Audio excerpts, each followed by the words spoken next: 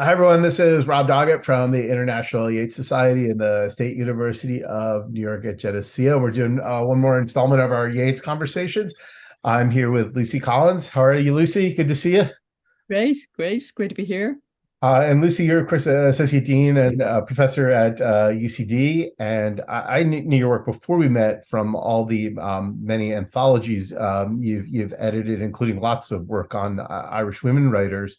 Really important work, and you're the author of numerous articles and book chapters.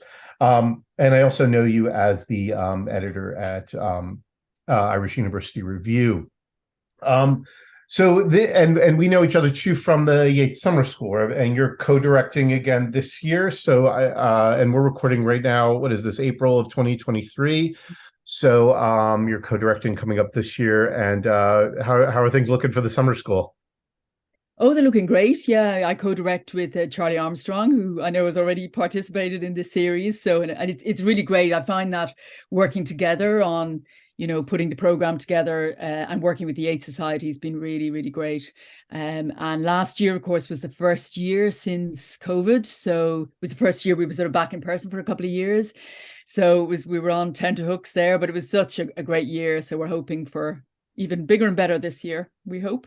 Well, and if anyone who is watching this, you are a person who's clearly interested in Yeats. You're watching a podcast about Yeats, so you need to go to Sligo. It is such an incredible experience, and I mean, it really is a life-changing experience. And I went there for the first time in the mid 90s, and I've gone back so many times, and I love it. And it's so enriches any reading of Yeats, and it's such a fantastic community there and so much fun. So please, people, do go to the Yeats Summer School this year, or if not this year, go next year, because we're going to be doing this for a long time.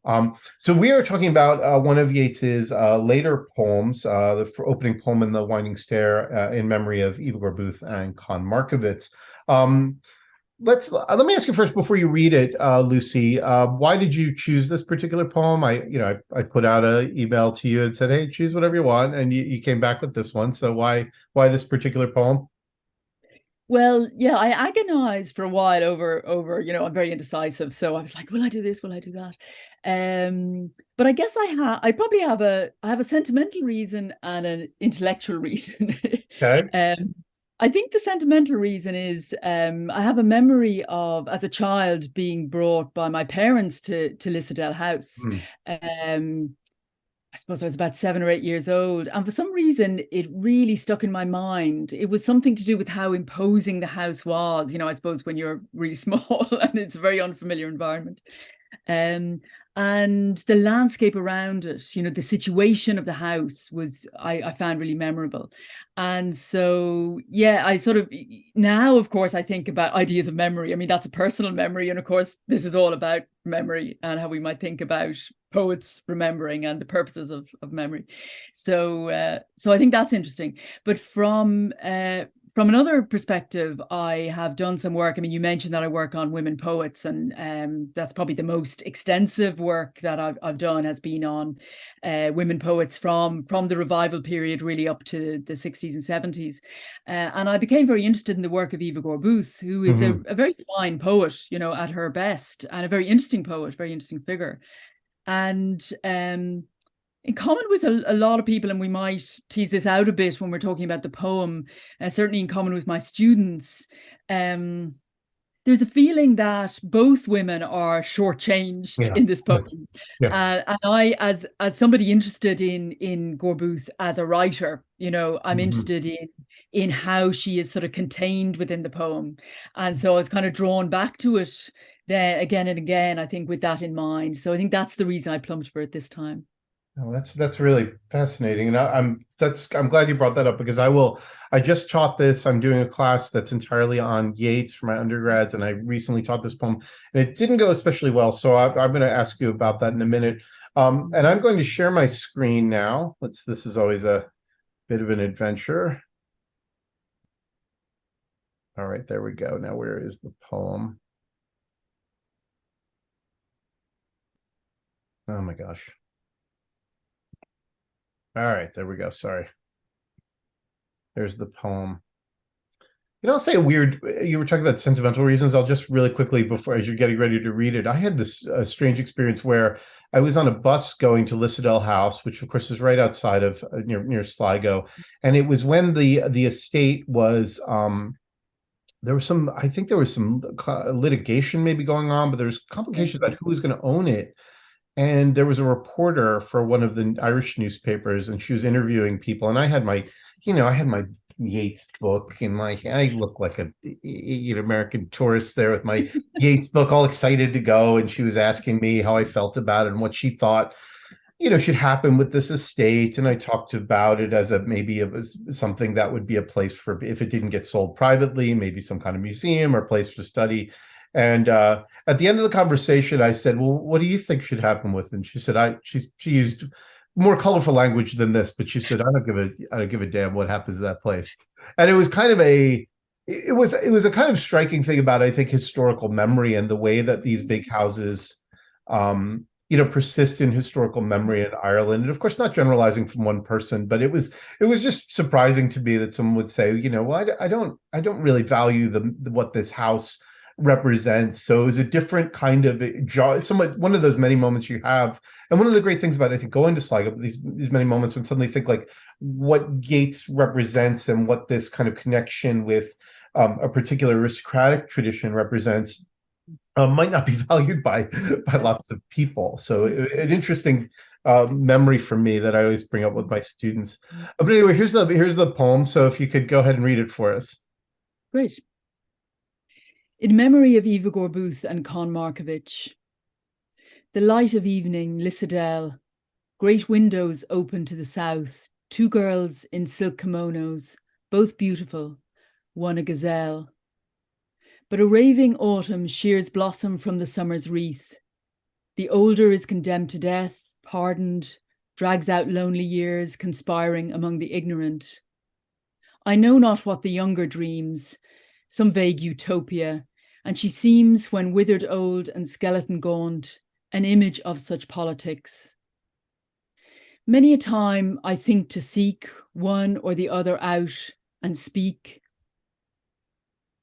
of that old Georgian mansion, mix pictures of the mind, recall that table and the talk of youth, two girls in silk kimonos, both beautiful, one a gazelle.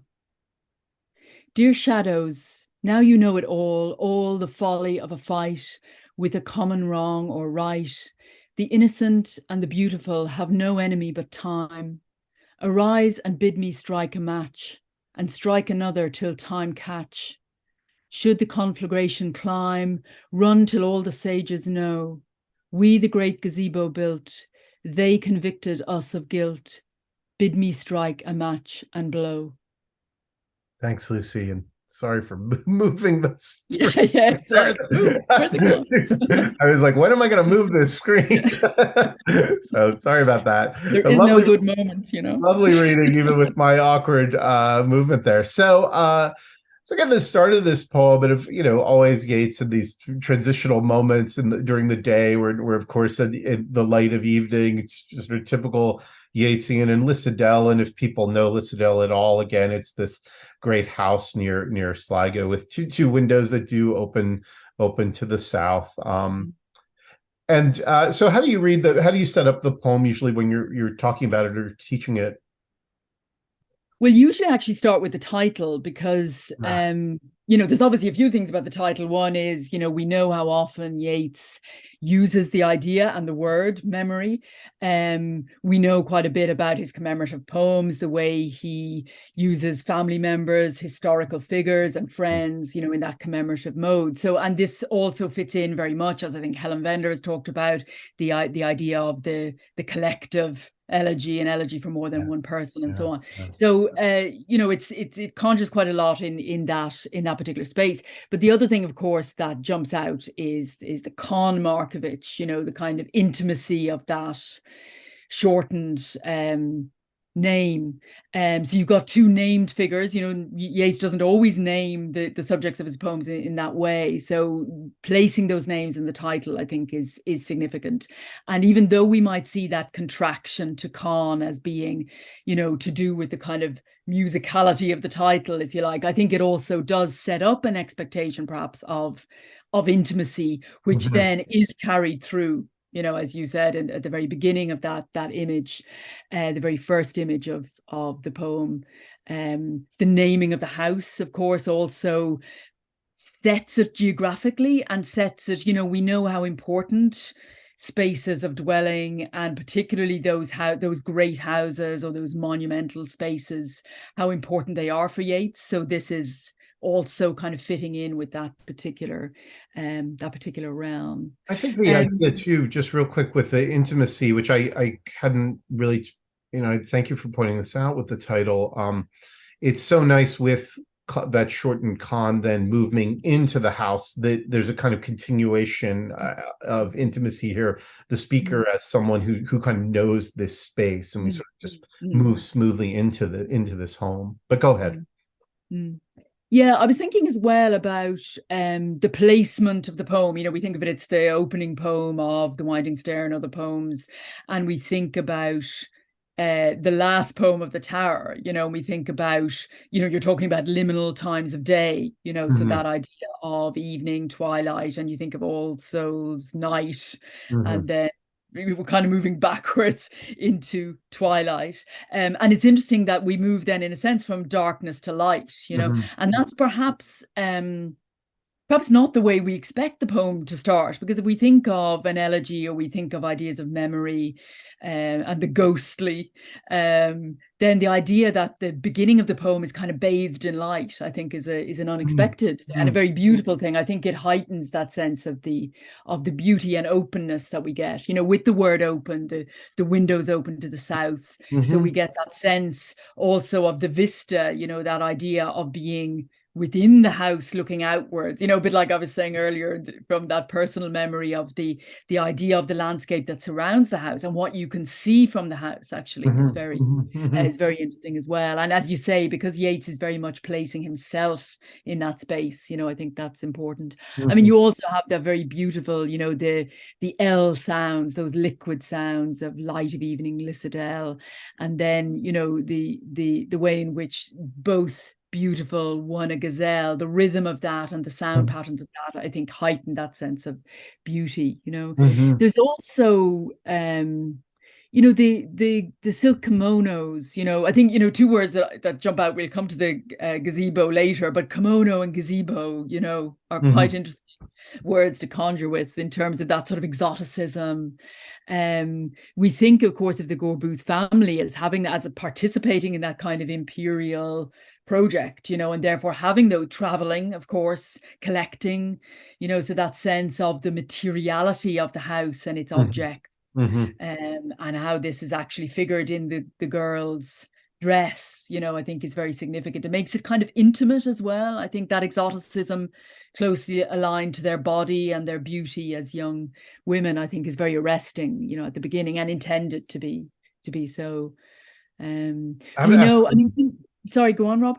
Oh, I was just going to say absolutely, and that is the kimonos is the word that my students immediately seized upon. And we were talking, as you're saying, about how the sort of sound patterns of the rhythm, there's so much alliteration going on. It's very languid, and that idea of the women in kimonos evoking this kind of languid, sort of intimate world makes a lot of sense. And thinking about a kind of transnational vision too of aristocracy that is not insulated and isolated, but is outward focused. So that's one of the ideas we get here. And then we suddenly get that clip with the raving, that's another word that they fixate on, but a raving autumn wind shears, and that clipped raving coming in there in the middle and sort of destabilizing the scene. Yeah, I mean, you could see that those transitions particularly the transition between the, one a gazelle and then the raving autumn shears blossom as being, as that intentionally startling, the shift from one to the other enacts the violence in a sense on the reader. We Yeah. feel that Yeah. impact, I think, very strongly. And also that idea that, we think of seasonal, and obviously Yeats uses seasonal, as just we were talking about the diurnal patterns of dawn and evening and so on, and how he uses those in other poems as well, and he uses those seasonal imagery too. But here it's kind of, spectacularly unnatural in a way, the raving autumn, rather than being a slow coming on, a mellow fruitfulness, if you like. It's a violent and kind of mad an uncontrollable kind of image, I think, which is very very arresting. Yeah, I think raving's not something we get in Keats, right? We get some there with Keats, and it always has. I don't know why, and maybe it's just me, but raving also has a somewhat mechanical sound to it. To me, it's a word that I'm not sure why, but I associate more with sort of modernity. It always has reminds me of a machine that's cutting something.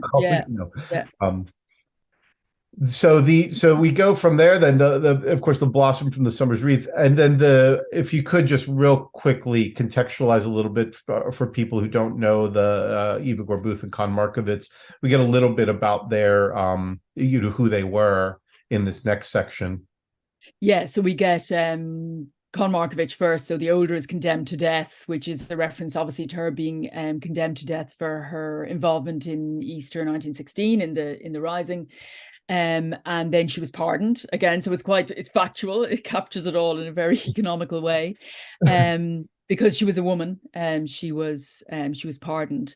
But then her later, I mean, she remained obviously very engaged with the nationalist cause, and she also was very engaged by social concerns and class. She was obviously involved in the citizen army originally, so she's very engaged with class issues. Which of course it runs quite contrary and is a very surprising outcome of these two beautiful debutantes, is that one of them would get strongly involved in the nationalist movement and in physical force nationalism, and the other would then get extremely involved in social campaigning, particularly for women and for workers. That's Eva.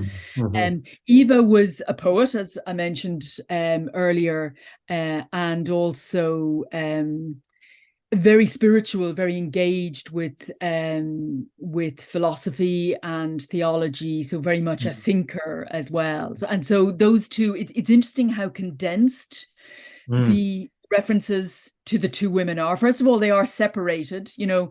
First of all, they're placed together in the two girls in silk kimonos in that sort of apparently inseparable way, although one is a gazelle. So they're both seen as collective and separate, if you like, in that sense. And then they're distinguished in these two brief passages of just 3-4 lines each. Their life story is in a sense condensed into that very limited, contained, and quite judgmental representation. So a word like dragged out lonely years, it's a very negative view of a woman who was politically active in every sense for all her adult life. It's a really interesting. I'm going to go off into tangent now. I was at an auction once and I came across this photograph of Con Markievicz, which I was kicking myself for not buying at the time. But it's a photograph of her apparently attending a funeral, outside a funeral, and she in it when she was elderly, and she's talking to somebody, and she's wearing this kind of tweed suit with kind of long skirt. She has holsters on with guns, and it made me think of how often she is photographs of her are styled as an armed woman. So she's very much the sort of iconography around Markievicz is always sort of around that sense of her as a warrior, if you like, and you know that very stylized photograph of her in uniform and so on, but it's interesting as well. I mean, if you were to Google photos of or images of these two women, you get these really extreme sets of images. So you get, the very famous one of the two of them together, in these sort of very sort of frothy debutantes dresses, very beautiful and youthful. And then you very often get these pictures of them as very old women, which does sort of tie in with the withered old and skeleton gaunt line, of Yeats's description. But somehow or other, their lives as adult women get withdrawn from both the iconography and also from the Yeats poem. And we know from, say, the work of someone like Sonia Tiernan, who's done a lot of work on Eve Gore Booth, and we know the relentless campaigning and the importance of that public life and the endless lectures and addresses and things that she wrote, and that sense of both an intellectual and a political role for both of those women. And so it's quite extraordinarily limited, I think, in this particular representation. And I think that's exactly what my students were feeling when we went through the poem. And I tried to give them a bit of context. I know more about Markievicz than I do Eva Gore Booth, but I gave them some context about both of them. But even I think they just immediately, I could see them looking at me as I was reading it, and they had that expression of, we know how this goes. They're complex women, multifaceted people who have done so much in their lives, and they're getting reduced to the image of the two girls there posed, that famous one you alluded to. And they said that's the image you're going to get of them. And then Yeats is mad. Basically, they said to me, Yeats is angry that they didn't stay that way. that they went out in the world and got involved with things. Summary. And so they're right. I said I think that's right, and I think that the poem is engaged in this confining move of them. I think from there my lesson didn't go as well, because I had trouble. I don't think I really engaged with that fully, and I kind of moved into the broader ideas about time and memory and that sort of stuff. And I could see them saying, well, that's all well and good, but this is a pretty sexist poem. And so I'm wondering what you do in class with this as you're talking about this. Yeah, I mean, I think I encounter exactly the same thing, that sense. And once that feeling is sort of aroused in the students, it's actually very hard to get them to set it aside or to see it in context.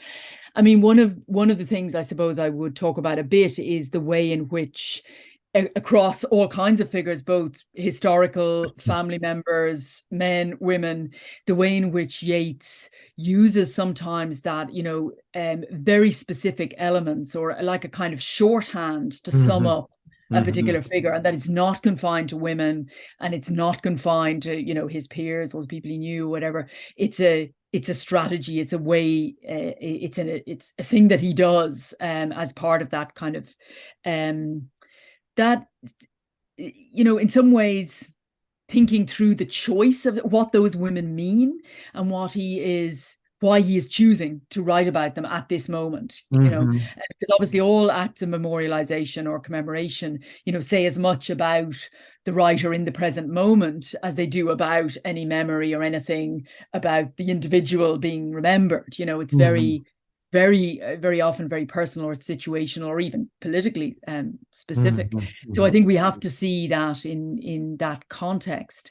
And it's also interesting when we look at the manuscript materials, for this poem, to see that when he was, depicting the women, particularly Eva, he does include a few other words like gentle, and he refers to labor, so he does think about, at first he seems to think about them in a slightly larger context, and then reduce that in some ways to these very, very brief and very focused impersonations, if you like.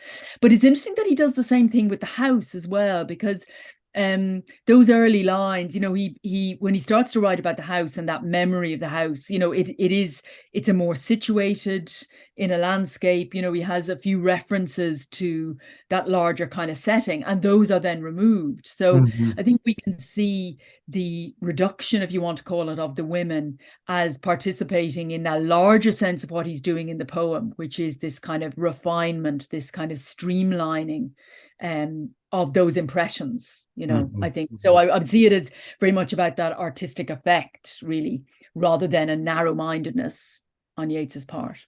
I think that's a really That's useful way my to think way of about it. redeeming it. Yeah, I think that makes a lot of sense to me. And I've talked with students about that, that famous quotation about late in life, the bundle of accident that sits down at the breakfast table.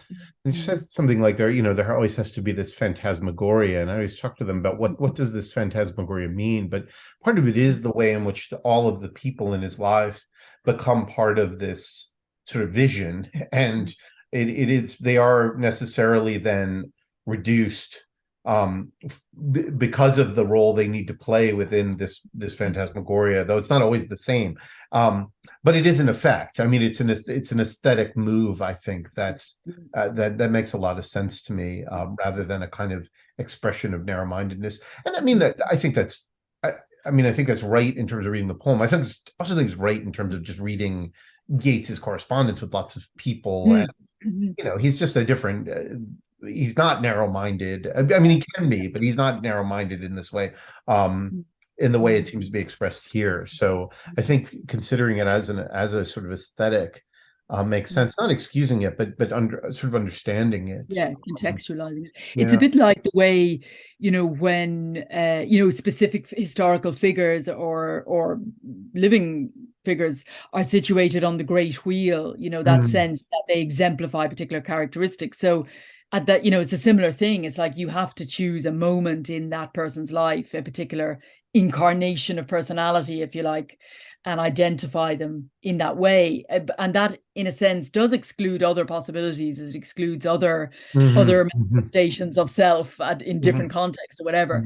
mhm. And that's something I think of, yeah, what's going on here. Yeah. So at the end of that stanza, just one other line I wanted to ask you about this idea of mixing pictures of the mind. So we get this idea of like a fantasy of speaking with these women Mm. again and thinking back how nice it would be. But that I always found that phrase a little pretty interesting, to mix pictures of the mind as a sort of expression of a kind of intimacy, I think, here, and memory. So but yeah, I'm wondering how you read this last part of the stanza. Yeah, I mean that idea of sort of mixing, like that mingling, that intermingling kind of idea, that in some ways does then set up the second part of the poem. Um, I think, like in some ways, I think that idea there's both a sort of pathos to, like many a time I think, to seek one or the other out, and of course he can no longer do that. Yeah, because Both they're women dead. are Yeah. dead, and so the only way he can do that now is by summoning them. In a sense, they're shades, they're ghosts, But I think that sense of the personal foundations of those shared memories, I think, and the fact that they are shared or mingled, I think, is really it adds an emotional level, Yeah. I think, at this point in the poem, which is really important, that we see a glimpse of that intimacy, that is not just a designed intimacy, if you like, but rather a real felt connection.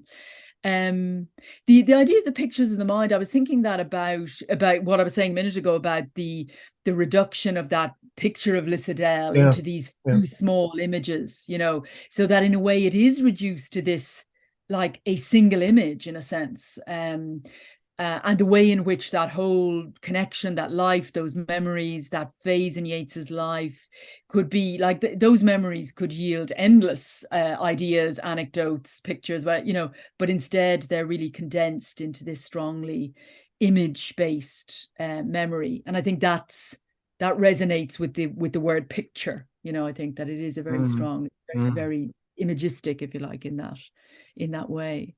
I was going to And say that I'm sorry, Lucy. I was going to say just real quickly, because of the repetition at the end, I've always been sort of affected by the repetition of the two girls in silk kimonos, both beautiful and a gazelle. And as you're talking, I think it's helping me to understand where that emotional response comes to, which is that there is a kind of reduction of these people to symbols, I think, or partly symbols, partly like just representations of something within this broader sort of vision of time and memory.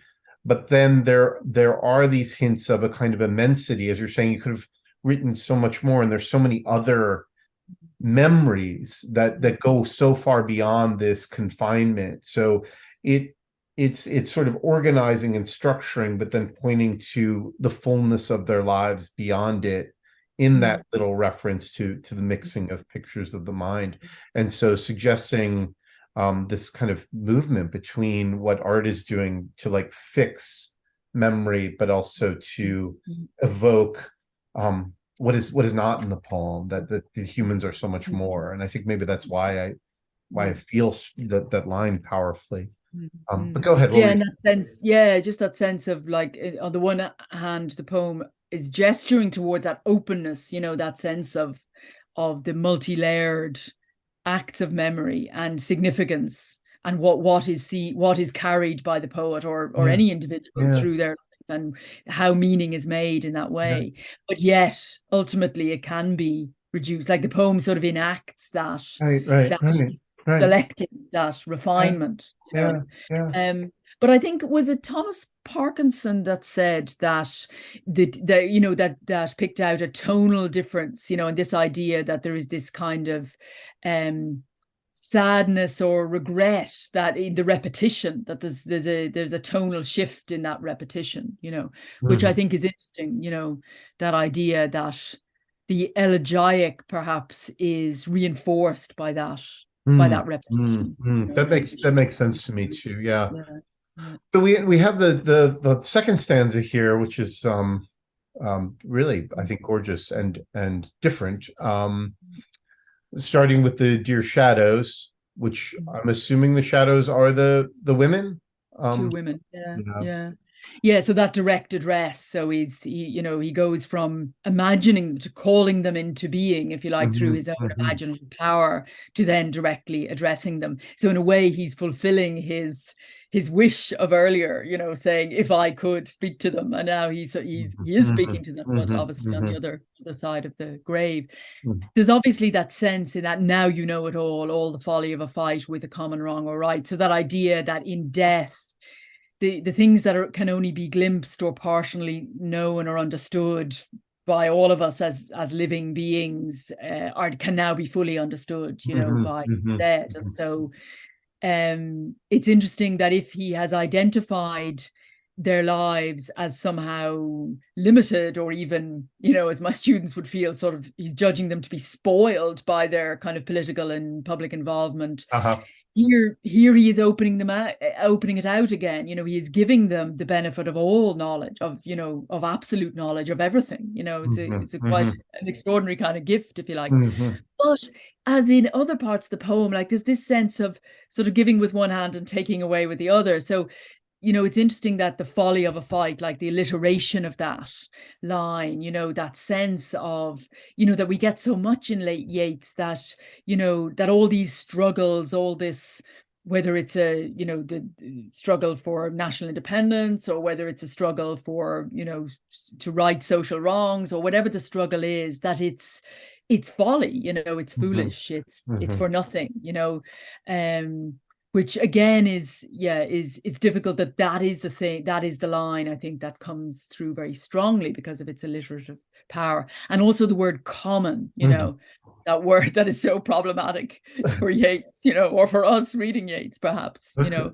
And that idea that, you know, that somehow there's no difference between right and wrong, or, you know, like that those differentiations we might make between a, you know, a moral good, you know, that's sort of gone, that's sort of been lost. And I think it's particularly difficult when we think of, you know, like a figure like Eva and her extraordinary campaigns for the underprivileged, you know, and that sense that is somehow seen as, you know, without a moral basis or something.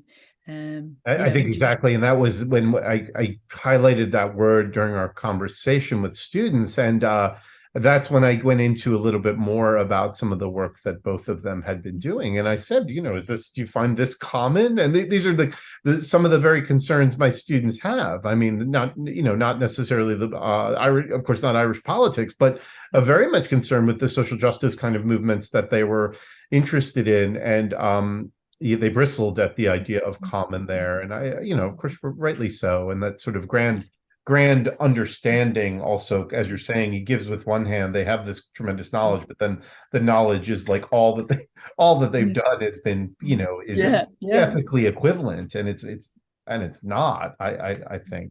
Mm. And then of course follows it up with the innocent and the beautiful, which they seem to have been in the past emblematic of innocence and beauty. Not simple words in Yeats, though, certainly. Mm. Yes, yeah. And the idea of the enemy, then in this case, obviously the only enemy is the time that Mhm. the raving autumn, if you like, that has destroyed their beauty. Um, but that idea that, it's interesting when he thinks of women in a combative way, as being as both women are, even though Eva was obviously a pacifist, but both of them had that sort of combative approach to their particular goals, to their particular vision for the world, which Eva expresses very beautifully and very, very powerfully in some of her poems. Mm. But that idea that contestation, or that because obviously we know Yeats is full of those opposites, those idea of Mhm. contested positions, and Mhm. here there is only one contested position, if you like, and that is between the beautiful and the time that destroys Mhm. Mhm. beauty. I mean, the whole idea of beauty, I mean, obviously here he's very much linking it to the being of the women, to Mhm. their bodily materiality, if you like.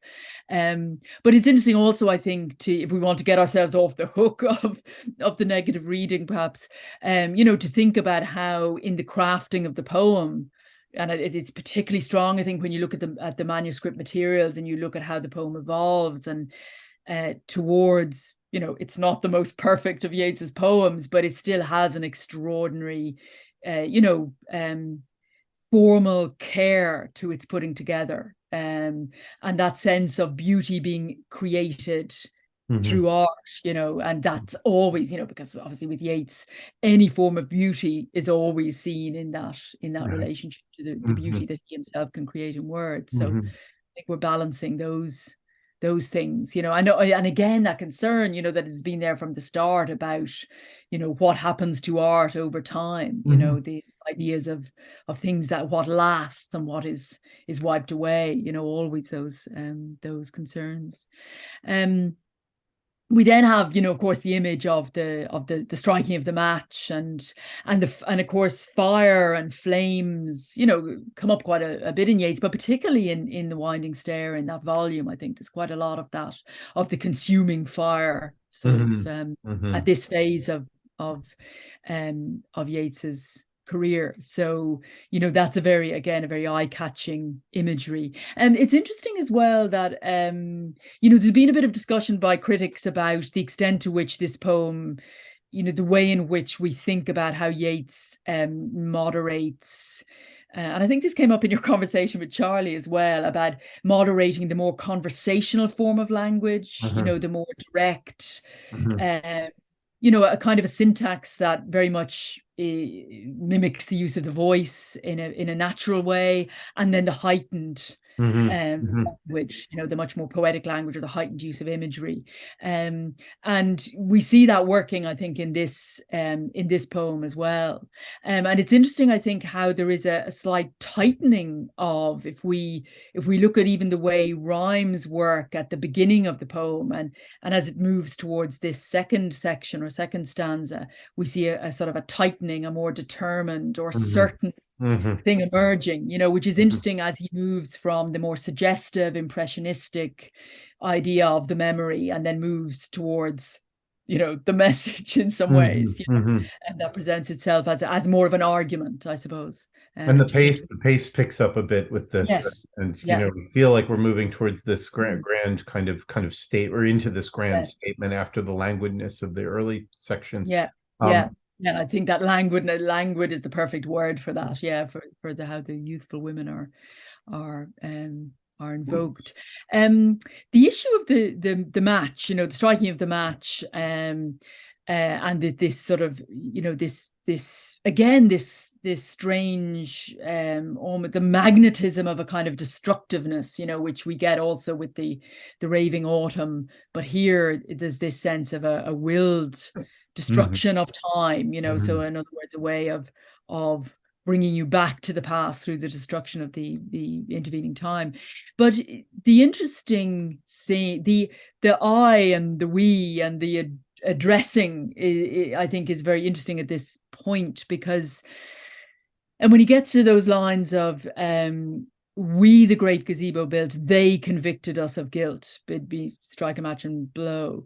And I've always been a bit sort of uncertain about, especially with the sages, run till all the sages know. And then you think that the they is the sages, is the they some other grouping that's been invoked. But it's interesting as well that in the earlier drafts of the poem, it's the I the great gazebo built. And, so the we actually, where we assume him to be making common cause with the women, seeing himself as connected with the two women, it is a relatively late development of the poem. And I think that's a very interesting thing, because I've often wondered about that, the we, because on the one hand, earlier in the poem, there's much more of, there's the connection, yes, there's a sense of shared experience, but there is the sense that in adult life, the parting of the ways, if you like, the sense in which there's this kind of moment of youthful connection among the three of them. And then, in a sense, that is destroyed by the passage of time, by the fact that women go off and take other paths, follow these public roles, etc. And so there's a sense of separateness. And then the desire to converse, the desire to have those conversations is sort of like desire to bridge a gap, to reach across a divide. And yet at the end, it's we, What did you make of that yourself? Well, that's where I've always struggled, and part of it too is gazebo has always been a strange and difficult word for me. I remember I was at a seminar sometime a while ago at the Yeats Summer School when I was a student, and I forget who it was. It might have been Jonathan Allison, but it's saying that the word gazebo has particular connotations of like folly in Irish. Yeah, is that the case? Yeah. So, yes, yeah. So this idea of we built this foolish, we built this this kind of folly, right? And so I had sort of assumed the we was Yeats in common cause with the women, had built something beautiful, but it was also a folly. So I was reading it as we can, in the connection sense. Does that make sense? Yeah, it does. Yeah, I mean, the gazebo, as you say, I mean, there's that argument has been made about it being a folly. There's also that sense of it as being something which is sort of like added on to a building, or something that is, like that sort of extra thing, as opposed to the solid monumental space, which is quite interesting, because it does, that sort of fits with the folly idea as well, But I think it's still interesting that idea of the collective. I mean, I suppose it does speak to perhaps a larger sense of a vision or an ideal, a sense of striving after a particular an ideal that somehow hasn't stood the test of time, or like something like the making of something that's fragile but beautiful, and sort of useless, but also has value, precisely because it wasn't calculated in terms of labor, ordinary sort of labor. But I don't know, I didn't remember, I haven't looked at the drafts in a while, but it's fascinating that the drafts read I the great gazebo built. And then it's more, wouldn't it be then something like this, referring to his art then, more so, right? You would think, and then you would think that it's a sort of a justification of his own position, Yes. that the poem would end with in that case, whereas that's not the impression we get at the end of the poem now, the Right. poem as Right. it Quite as it different. is. Quite Yeah, different. yeah. So much less oppositional in that Uh-huh. way. So I think that's a really interesting. I It's mean, I know that in some ways it's happenstance that we know that we have access to that information, but I think it still does shed interesting light on how the how the emotion of the poem, because I've often been a bit troubled by the sense that a poem that is in one way very evocative and sort of invokes intimacy, and yet is lacking in emotion in some way, and I think it's quite complex. I think the finished poem does express the complexity of mm. that difficulty, that And difficulty. that pronoun's the hard one. And you mentioned they as well, which is the other. Mm.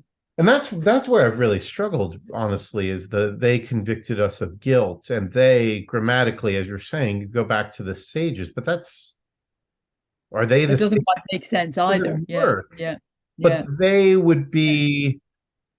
The would general public or that's where I end up arriving at usually is yeah, sort of this general yeah. so setting against we built this, well, it's either I or we built this beautiful, useless, and yet meaningful folly. Mm. And they convicted us of the general, the people in the workaday world, Appreciate it. sort Yeah. of, yeah, they don't appreciate it, they don't value it, they dismiss it. Mm. And I guess that's how Mm. I read it, although I'm not sure why they convicted them of guilt Mm. specifically. Yes. Yeah. Yeah. Would Guilty of they feel folly. guilty in the should they were they convicted of feeling guilty in this creation? Yeah, but there's nothing in well, I shouldn't say there's nothing, but you don't think of Yeats as someone who experiences guilt No, about no. decisions made and things created, So That it's a very strange word. Yeah, Yes, yeah, yeah. That's why I struggle with it. You're right. I never. When do you ever think of Yates? Never yeah, does feel guilty hardly about anything, and even when he does, it's kind of a pose. yeah, Just yeah, a certain exactly. man It's the yeah, English shot yeah, kind of thing, yeah. where he's sort of posing in that position. But I don't see him as feeling much guilt. So I always Mm, struggle on that word. I've honestly I've tended to gloss it, mm, or just move past it fairly quickly with my students, focusing more on the gazebo word is such a strange word, and yeah. communicating this idea of artifice and uselessness and folly, etc. Um, and give it the sense that the general public, somehow accused us of being, foolish or something, that we were engaged in this Mm, beautiful thing, mm. against the But backdrop of yeah, time. yeah. But it is also interesting, I think, that a poem that sets itself out as a commemorative poem, and that you think, and especially at this point in Yeats's career where he's in a lot of ill health, and there's a lot of sort of summoning of the dead and thinking about that bridge between life and death in a very obviously deeply personal way. The idea that you would expect it to be a monumental poem in a Mhm, sense, mhm. and yet it ends with something that is a folly, or that is not lasting, or that Yeah. it ends with transience in a way, Hmm. which is Hmm. interesting. Hmm. And a kind of and the bitterness about Yeah. wanting to burn down time, and Yes. the Yeah. whole edifice of time set against this fragile thing. And so what remains, I think, is that, yeah, and it's very different from an elegy. It's there's a lot of anger at the end that comes out, and Mm, again, as that pace picks up, mm, and different from what you would expect mm, at the conclusion of an elegy. mm, um mm, mm. And a kind of urgency almost. yeah, Yeah. yeah. The end, as you say, that the picking up of the pace really Yeah, yeah. suggests. Yeah. Yeah. What a fascinating poem. Mm, I, it's always with these. I the thing I like about these conversations is I always come out of them with more things to think about with the mm, poem, and more um Mm, desire to talk about them and teach them, and a destabilization of the certitude I often mm, had mm, going in. So that's mm, mm. so I actually really enjoy that kind Yeah, of that's experience. such a treat. Yeah, it's really And I was also thinking, listening to some of the different participants in this conversation series, that there's really, even though each one is focusing on a single poem, which I think is a wonderful idea, there's resonances across. mm. If you're listening to different conversations, you're kind of going, oh yeah, well that connects to what so and so said there. Yeah, yeah. And there's a really interesting sense of a sort of a unity emerging, from all the conversations together, which is a lovely sort of, and a very fitting thing, I think, Yeah. So, Well, I'm gonna so when I thank you. teach it again, I'm going to use some of the I'm gonna bring in the drafts, and I'm going to use some of Eva's poetry, because I think that would be a Mhm. really great way to help students to think about the complexity of what's going on with the how he's representing these women. And I think that would open up more conversation about gender in the poem, which is, I think, where I've Yeah. sort of struggled with my approach, was just kind of like mark out some of the problems with it and sort of move on, which I don't think is the right way to handle it, honestly. But this allows for more complexity and more conversation. And I think I will spend a lot more time on the pronouns at the end, because I think that was exactly what got us, or got me at least, thinking Yeah. in really different ways, and being unsure about how I'd understood the poem already. So that's wonderful. So well, that's a lot of fun for a Yeah. Friday after. It's a Friday early afternoon here, and a Friday evening for you. Friday early evening here. Friday early evening here. So it's a good way to spend a Friday, and a good way to start the weekend, to get to talk about some Yeats poetry. So I really appreciate you doing this, Lucy, and I look forward Thanks for the to invitation. seeing you hopefully this summer. I think I will be at the Yeats Summer School, and I hope people viewing this really consider going to Sligo. It's a lot of Yeah. fun, and get to have Oh, conversations like this. thanks. All right, take care, Lucy. Yeah. Thanks, Rob. Bye.